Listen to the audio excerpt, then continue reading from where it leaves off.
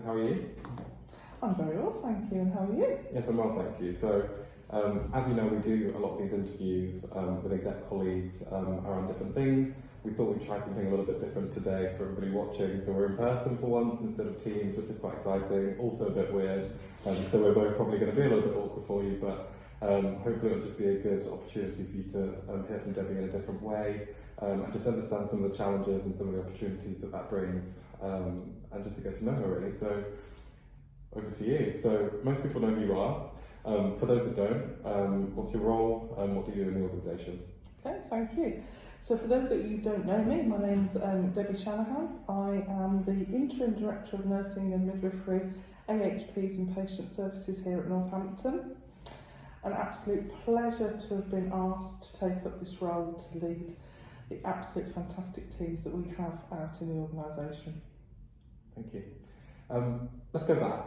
Oh. So, I've known you for some time, so I've heard a little bit about your career, but it'd be good for everyone just to hear how it all started for you as a nurse, and go from there really, and how to get here. Well, it started when I was about 3 years of age. Sorry. I had a nurse's uniform and a little box with all the stethoscopes in.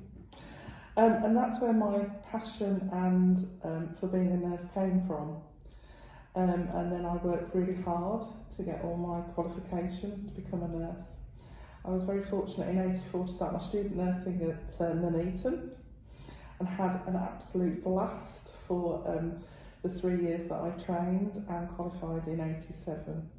I worked in Nuneaton for a couple of years and came to Northampton in '89 after I'd done a little bit of a spell in Milton Keynes on an ENT ward. But I came as an E-grade staff nurse back in the day. Before Agenda for Change? But before Okay. Agenda for Change. Wow. Yeah. And I had a job on Cedar Ward. Okay. So I made some lifelong friends down on Cedar Ward. Then I became a junior sister on Rowan Ward. So it's all here at Northampton because I have been here for 30 years plus, so it might take a little while, but anyway. So 30, yeah, so I was then I became sister of Cedar Ward. So Cedar Ward's a little bit in my heart, really. It was a breast care ward at that time and female ward, a lot different to what it is nowadays being an orthopaedic ward. I then had an opportunity for a challenge to become an elective coordinator, which I thought, a bit different, something. And from that grew a passion for pre-assessment of our patients having surgery. Okay. And I was the lead nurse for pre-assessment clinic for some years. And I amalgamated all the pockets of pre-assessment that were around the organisation into where it is now in Area K, which I know that has grown and developed under different leadership, which has been great. I then had an opportunity to have an interim role as a matron in gynaecology. So then I did some quite good matron roles because they were quite diverse. So I worked in eyes, head and neck, gynae. I was then in maternity for a little while. And then I had an opportunity to become the ADN for Women's Children's Oncology Haematology, which was a great honour to be. Then the Deputy Director of Nursing, and then 6 months ago had the opportunity to do the interim role of the Director of Nursing here at Northampton. And as you can tell, Northampton's been my heart because we've had our children here. I've got 2 children, Kieran and Hannah, who's 29, so we've lived in Northampton all our lives. And somebody said to me once, I'm like a stick of rock, probably got Northampton all the way, running all the way through. But, you know, here I am with an opportunity that has been great. Working with the exec team that I do work with. So. That's amazing. It's so good to hear that you've got such a profound love really for Northampton, isn't it? So no, that's really, really great. How has the step up been from the deputy role to the donor role? I have to say, I'm not going to lie, it's been quite tough because going from a deputy to an executive is quite hard, especially when you've not really had that much involvement in being an executive. It was a great honour to do it because I knew that I had fantastic staff out there to support that. So the role's been tough, but I've had lots of support, so I've been very lucky. Helen's great as well. Oh, without my deputy and the ADNs and all the matrons and the AHPs that are out there, absolutely, I could not be doing the job. And you know, asking Helen not to retire and stay on another year. I know. I have a feeling she'll stay for longer. She needs to. Oh, you need to talk to Helen about that one. I'll talk to her. So you mentioned your kids and you mentioned the family. What other personal drivers do you think drive you ultimately as a nurse, but also as an exec? And how does that affect what you do and what decisions you make? I've always got the patient at my heart. Because I think we have to have that in whatever profession we are here within the organisation. We've got to have the patient at heart and caring, and I want the best for the patients and the staff, and that's what drives me every day as a nurse and as an executive. Yeah, no, absolutely. So we've got Pathways to Excellence. We have. Which is really, really exciting. We were the first in the UK. We were, in 2018. Why don't you, also for everyone, we're talking more about Pathway and what that means for people. Lots of people know what it is, lots of people feel it without necessarily knowing what it is, which is nice too, but it's good to just give it that platform. So why don't you talk a little bit about what it is, what it means for us, and what opportunities it brings, and then we'll split off into some of the other smaller things. For me, the easiest way of describing Pathway is if you've got happy staff, you've got happy, well cared for patients, and that is just sort of a very basic way of describing it. Pathway has 6 standards to it, and you're going to remind me in case I forget them.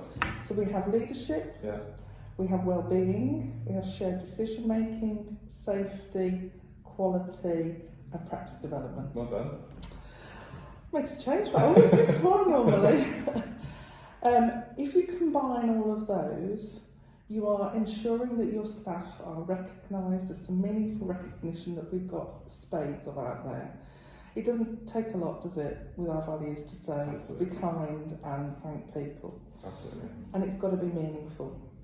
So if you combine all those standards, you can get happy staff. You can see a change in the culture, in the way people work, to ensure that we're giving the best patient care that we can. Totally. And that's really important, and the kind of goal around Pathway is exactly what we're trying to replicate through Connect, Explore, Improve. And it's all the same thing. It's just giving people a voice, giving people a sense of belonging that they might not normally have. I mean, we're at work all the time, aren't we? Absolutely. More than we probably like. So you want to be happy and cared for whilst you're here as well. And that's what another main aim is to our strategy, was ignite the voice of nurses, midwives and AHPs. And you're absolutely right. Connect, Explore, Improve is the same principle. It's connecting with people as Pathway is, exploring issues and making sure that we improve what we're doing for our staff and the patients. Totally. So you mentioned midwives and AHPs. So let's talk a little bit about those, because I know it's hard with nursing with such a ginormous workforce that it can feel sometimes, same as admin staff or anything, that they get left behind.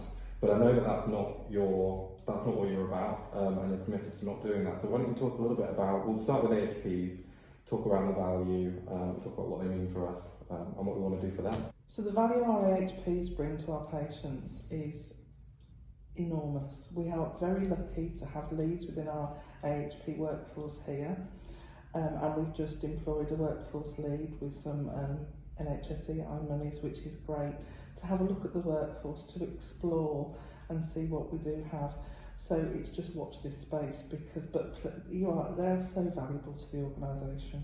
Totally. And so Heidi and I, we spent a lot of time with the ODPs specifically as well, who are just incredible. Incredible. And I was so guilty. I didn't know the role. I mean, I'm still learning the same way, so many roles here, but the work that they do and the value they bring is just incredible. And it was so good to hear from them around some of the challenges, but also the opportunities that they want to see, that they see around, and having them on board with us and the change that we want to make is amazing. Absolutely, and you're right, there are pockets of AHPs that you don't never around, and we're exploring all those pockets, because you've got podiatry to radiology to there is such a lot. and with our physios and our OTs, a huge workforce out there. It's so valued to us. Absolutely. And then maternity. So our midwives are incredible. Everyone within maternity services, of course, but obviously the midwives have had a particular light upon them, I suppose, over the past year. You also, so it'd be good to hear around what you think about all of that. I mean, coming into this post, I've been into the maternity world, and you're right, the light has shined from the second Ockenden review, and we've got other reviews coming. It is the right thing to do to shine that light, because we want safety for the ladies, the babies, and for our staff. We are having lots of nationally, there's lots of things going on within maternity, staffing and the acuity and the capacity that each unit has got. But we're doing lots of work within ours with the Connect, Explore, Improve, to try and have a culture change, a shift in how we work within maternity, so we can all work together and make it a safe place for the ladies to come, deliver their babies and have a great experience. Totally. And on the staff as well, so we obviously had a few sessions and we've got more coming up. We have. So we've done bands 5 and 6 and we're moving on to 7s and we're just going through all the staff groups, including nurses and MSWs. And I've been it feels like such a privilege, doesn't it, to talk to them really candidly, because they don't get a chance to speak to an exec or a few execs at one point for just 2 hours, so having that space for just them to talk to us about exactly what they want. It's been incredible, hasn't it? Yeah. Absolutely incredible to hear what they're facing every day, to hear their voices, to actually listen, and then now we've explored and trying to connect again to change the practice, the way we work, and for everybody to just make it a safe place, and a place people want to come and thrive and work and do their best for their ladies and babies. Absolutely. So, you've made it through. Is there anything you'd like to finish off with, just for those that are watching? I think I would just like to say, if you have anything, we're as an exec team, myself, please come and talk to us. We're here to listen. We want to make this the best place that you want to work here at Northampton. And I know Heidi says it very often, does she, on her Connect? But it's absolutely true. As an exec team, we want that. Come and talk to us. Let's make it the best place to work. Absolutely. Thank you for spending the time.